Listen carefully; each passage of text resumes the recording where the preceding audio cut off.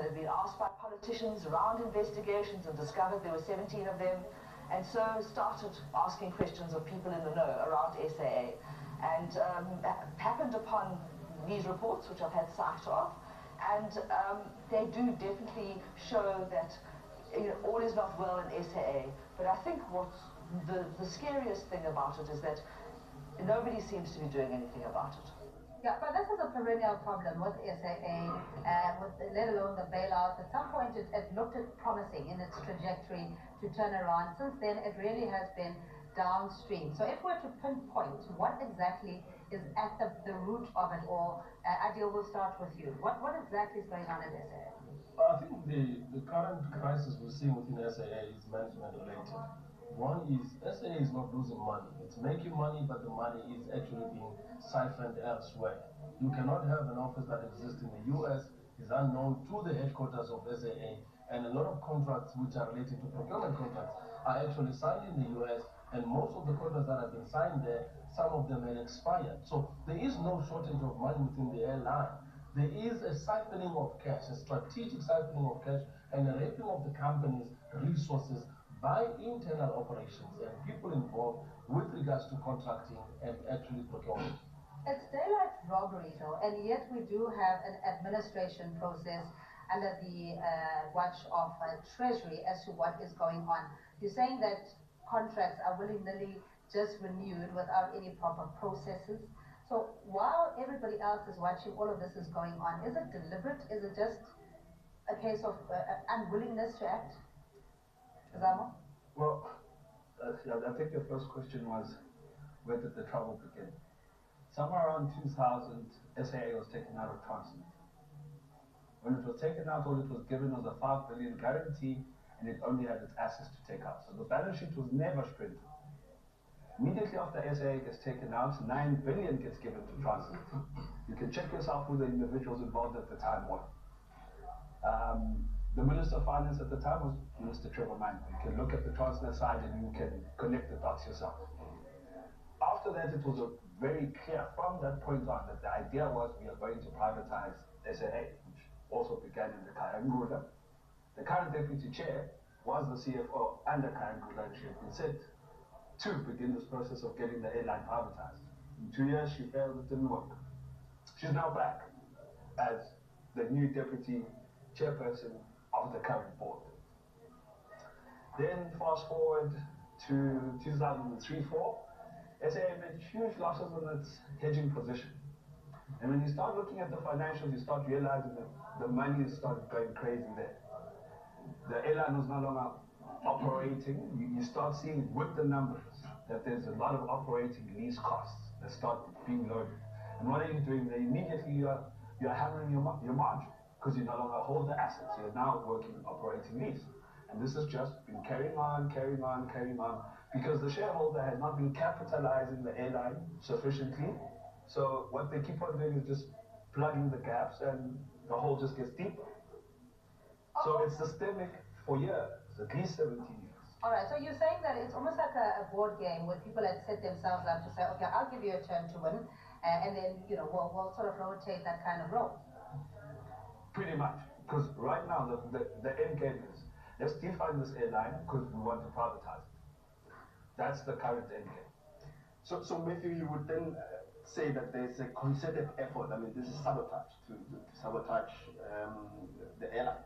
Look, that's exactly what I'm saying. Is that to say, look, there's an element of people who came to SAA simply to make sure that SAA is not profitable, so that it can opt for privatization. We've been raising a number of concerns, even before the current investigations that were done, to say, look, management of SAA, we don't believe that they are committed to make sure that this airline is profitable.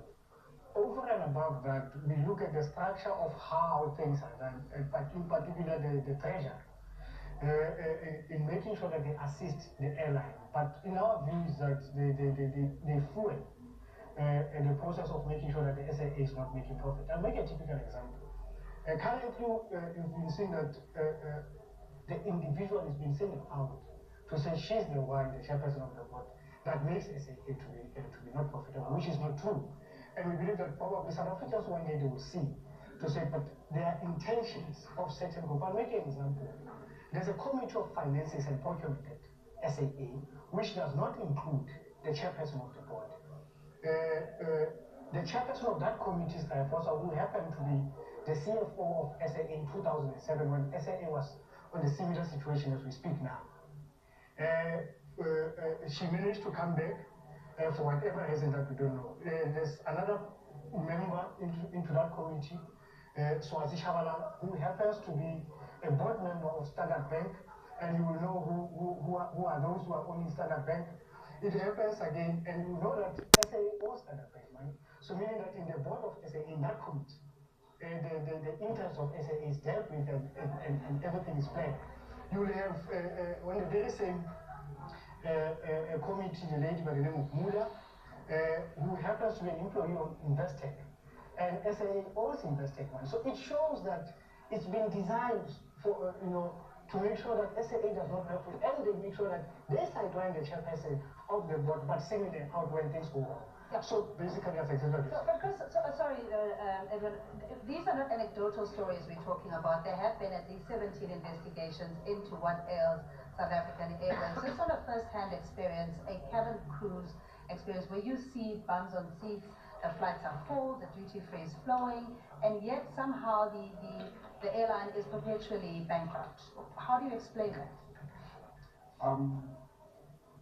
I have to somehow agree with Zabo and so you Matthew. Sure. Now, how we look at it is you have two situations here. You have it seems like there's two mandates. You have a mandate that has been sent to SAA to privatize, to come and make sure that you privatize this, and we are forced to believe this as cycle because if we go on strike as a union and you do everything possible to beg management, the board, you actually stand outside the door and say, please talk to us, there's a crisis within the airline. They're not interested. It seems like they want you to go on strike to further their mandate of making sure that SAA actually does go to the ground so that it can be picked up at a pay. We have no other choice but to believe that is the mandate within the board. Secondly, whilst that's the mandate within the board, there are those therefore that are seeing that opportunity within South African Airways of now, we know here it's open, nobody is guiding this ship, let's loot. So it's a two-pronged. The company is, all the workers actually are being attacked on two-pronged by those that want to loot and by those that we believe want to privatize the airline. So, and there's a culture of impunity because, like we said, there are people watching various departments, state material shareholders that should be at least curbing the hemorrhaging of funds within SAA, and yet we're not seeing that happening. However, the reports of mismanagement are yet to be discussed by Treasury, the SAA board, or the Parliamentary Standing Committee on Finance. It's not clear why these oversight bodies have failed to deal with the rot at SAA, let alone implementing the recommendations made by the audit reports. Let's take a look at how many investigations have taken place so far at SAA. Over to Stephanie.